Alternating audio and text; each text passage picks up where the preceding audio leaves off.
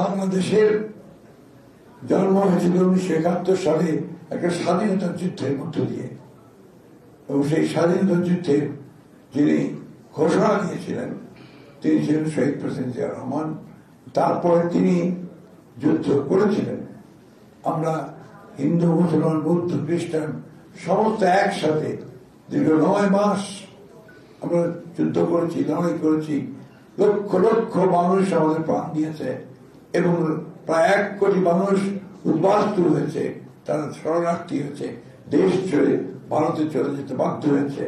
9 মাস সেই ক্যাম্পগুলোতে মানবতার জীবন যাপন করেছে। আমিও তাদের মধ্যে একজন ছিলাম। আমিও মুক্তিযুদ্ধে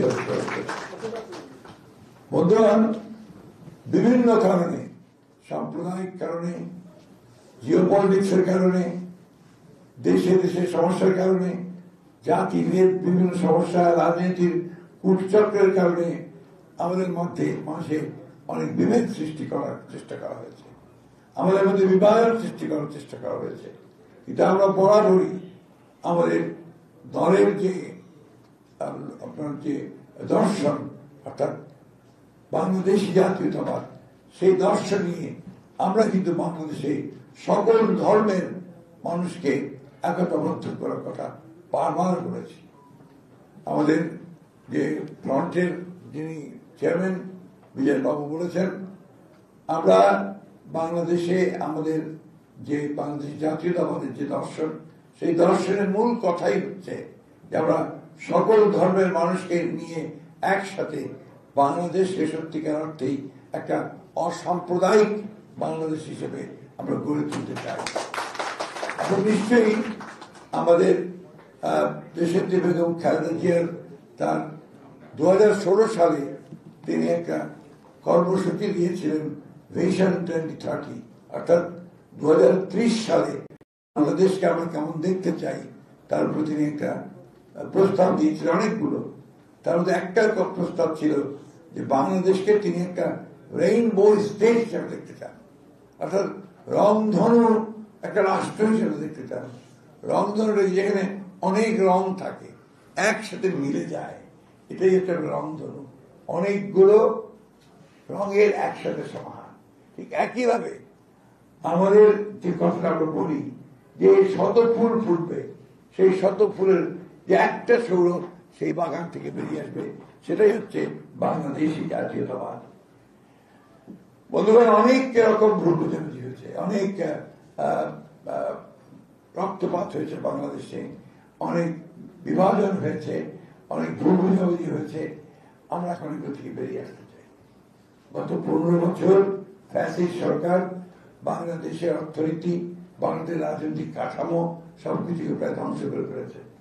আমরা সেই ধ্বংসস্তূপ থেকে একটা নতুন বাংলাদেশ তৈরি করতে চাই, এবং এই কথা আমাদের চেয়ারপারসন দেশনেত্রী বেগম খালেদা জিয়া 5 তারিখেই রাতেই তিনি সেটা একটা ছোট্ট একটা বাণীর মধ্য দিয়ে বলেছিলেন যে আমরা এই দেশে আর প্রতিশোধ, প্রতিহিংসা চাই না, আমরা ভালোবাসার মধ্য দিয়ে মানুষকে জয় করে বিভাজনের রাজনীতিকে জড়িয়ে দিয়ে একটা ঐক্যের রাজনীতি সৃষ্টি করতে চাই। সেটাই হচ্ছে মূল কথা। আজকে অনেকে অনেক কথা বলবে, স্বার্থের কথা বলবে, এবং বলছেও আমরা রাজনৈতিক দলগুলো বিভিন্ন কথা বলছি, এখন আমাদের দর কষাকষি করছি, এখন আমাদের স্বার্থগুলো সামনে এসে গেছে, কোনটাকে মেনে নেবো কোনটাকে মেনে নেবো না, তাই না? কেউ বলছি যে আপনার আরপি করতে হবে, আরপি না ওটা পিআর করতে হবে, কেউ বলছে না পিআর করা যাবে না। আমরা ওই সমস্ত কথা যেতে চাই না। আমরা 1971 সালে যে বাংলাদেশ তৈরি করেছিলাম, যে বাংলাদেশের স্বপ্ন দেখেছিলাম, এবং 2024 সালে 5ই জুলাই আমরা 5ই আগস্ট 36 দিন আমরা জুলাই যুদ্ধ করি, আমরা 5ই আগস্ট যে নতুন একটা বাংলাদেশের স্বপ্ন দেখে আমরা নতুন বাংলাদেশে আবির্ভূত হলাম, সেই বাংলাদেশকে আমরা নির্মাণ করতে চাই। এখানে আমি অবশ্যই আজকে আমাদের শহীদদের প্রতি শ্রদ্ধা জানাবো। আমি শ্রদ্ধা জানাবো আমাদের সেই সব ভাই বোনদের প্রতি যারা আহত হয়েছেন, পঙ্গু হয়েছেন, তাদের চোখ চলে গেছে, পা ভেঙে গেছে, হাত চলে গেছে, তাদের প্রতি আমি গভীর শ্রদ্ধা জানাচ্ছি আমাদের 1971 সালের বীর শহীদদের প্রতি, এবং একই সঙ্গে যারা স্বাধীনতা যুদ্ধে প্রাণ দিয়েছেন তাদের প্রতি। আসুন আজকে আমাদের কপিল বাবু, আমাদের অজিত বাবু, সোমনাথ বাবু এবং অন্যান্য সোমেন যে কথাগুলো বললেন, আপনারা এখানে সবাই উপস্থিত আছেন, আমরা আমাদের মধ্যে আরো বৃহত্তর ঐক্য গড়ে তুলি। এই যে ভ্রান্ত ধারণা, বিশেষ করে আমি আজকে স্পষ্ট কথা বলতে চাই আপনাদের সামনে, আপনারা কিছু মনে করবেন না, সেটা হচ্ছে বাইরের কিছু কিছু মানুষ, কিছু দেশ, কিছু মিডিয়া, তারা বাংলাদেশে ব্যাপারে একটা মিথ্যা প্রচারণা করার চেষ্টা করেছে। আমরা এই ধারণাটা পাল্টে দিতে চাই। এই যে ধারণা, এই ধারণাকে আমরা পাল্টে দিতে চাই। আপনারা দেখেছেন যে গত দুর্গা পূজায় এবং তারও আগে দুর্গা পূজায় আমাদের বিএনপির মানুষেরা আপনাদের প্রতিটি মণ্ডপে, পূজার মণ্ডপে আপনাদের মাঝে কিন্তু গেছে, আপনাদের সঙ্গে বন্ধুত্বের সম্পর্ক তুলেছে, আপনাদের পাশে গিয়ে দাঁড়িয়েছে। আমার নিজের এলাকা ঠাকুরগাঁ এলাকা, আপনারা জানেন বোধ হয়, এই ঠাকুরগাঁতে আমার যে কনস্টিটুয়েন্সি, সেই কনস্টিটুয়েন্সি আপনাদের ভাইদের সংখ্যা হচ্ছে 1,25,000। 265টা পূজা মণ্ডপ আছে। প্রতিটি মণ্ডপে আমাদের দলের সদস্যরা গেছেন এবং আমরা সেখানে তাদের সঙ্গে তাদের যে আনন্দ সেটাকে ভাগ করে নিয়েছি।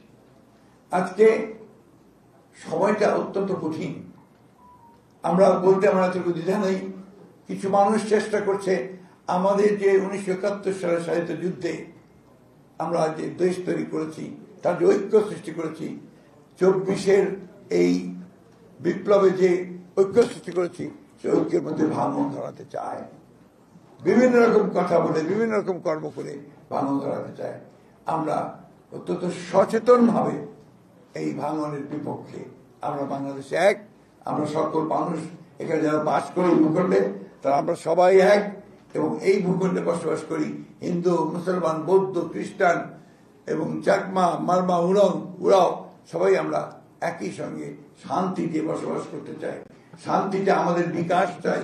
আমাদের প্রতিটি সম্প্রদায়ের ছেলে মেয়েরা যেন লেখাপড়ার সুযোগ পায়, স্বাস্থ্য সেবার সুযোগ পায়, কর্মসংস্থানের সুযোগ পায়, সেটাকে আমরা নিশ্চিত করতে চাই।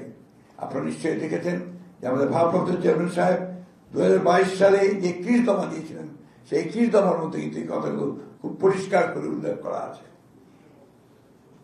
আমরা সেই নেতা দেখতে চাই না যে নেতা আমাদেরকে ফেলে পালিয়ে যাবে, আমাদেরকে বিপদের মধ্যে ফেলে।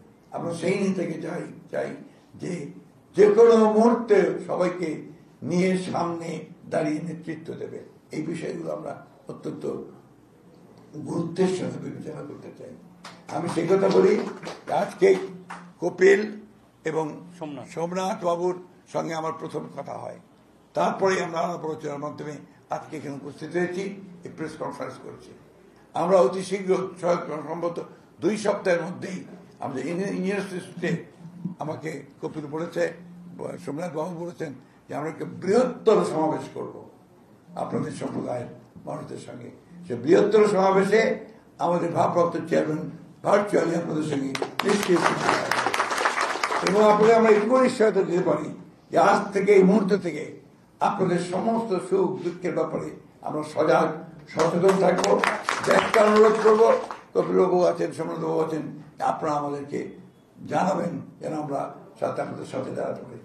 আরেকটা কথা পরিষ্কার করে সরকারের উদ্দেশ্যে বলতে চাই, বিশেষ করে আপনার সরকার আইন শৃঙ্খলা রক্ষাকারী বাহিনীকে, আমরা দেখতে চাই না যে আপনারা আমাদের এই সংখ্যালঘু সম্প্রদায়ের মানুষদের কোন রকম বিপদের মধ্যে ফেলছেন, কোন রকম তাদের জন্য ঝুঁকি তৈরি করছেন বা কোন রকম সমস্যা তৈরি করছেন। এটা আমি খুব স্পষ্টভাবে আপনাদের উদ্দেশ্যে আজকে বলতে চাই। আমার কাছে অনেক খবর আসে, দয়া করে এই সম্প্রদায়ের মানুষদেরকে কেউই কখনো তারা হয়রানি করবেন না কোনোভাবে।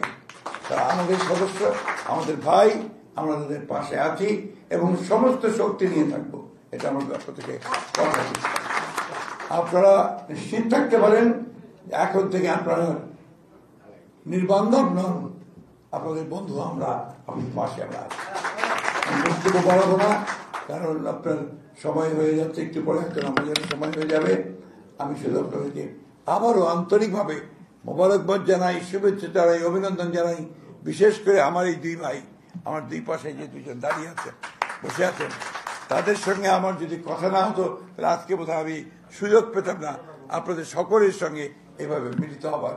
এবং আমার বিশ্বাস যে আগামী 2 সপ্তাহের মধ্যে আমরা তারিখ ঠিক করে নেব, আমরা ইঞ্জিনিয়ার্স ইনস্টিটিউটে আরেকটি বড় সমাবেশ করব এবং তারপরে আমাদের ইচ্ছা আছে আমরা আরো অনেক বড় সমাবেশ এখানে সংগঠিত করব। আপনাদেরকে আমি এই আশ্বস্ত করতে চাই, আমার পুনরাবৃত্তি করতে চাই যে আমরা আপনাদের সঙ্গে আছি, আমরা থাকবো এবং আপনাদের পাশেই থাকবো সবসময়।